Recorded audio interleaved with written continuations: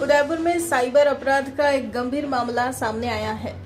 किशनपोल क्षेत्र की एक विवाहित महिला ने रिपोर्ट दी कि किसी अज्ञात व्यक्ति ने उसके नाम से फर्जी इंस्टाग्राम आईडी बनाकर एआई ऐप की मदद से उसके फोटो और वीडियो को अश्लील रूप में एडिट कर सोशल मीडिया पर वायरल किया। मामले की गंभीरता को देखते हुए जिला पुलिस अधीक्षक योगेश गोयल के निर्देश पर अतिरिक्त पुलिस अधीक्षक उमेश ओझा और वृत्ताधिकारी छगन पुरोहित के सुपरविजन में सूरजपोल थानाधिकारी रतन सिंह चौहान के नेतृत्व में विशेष टीम का गठन किया गया। तकनीकी जांच के आधार पर पुलिस ने आरोपी सादिक पुत्र स्वर्गीय इकबाल निवासी सैदपुर लश्करीगंज जिला बरेली उत्तर प्रदेश को गिरफ्तार किया।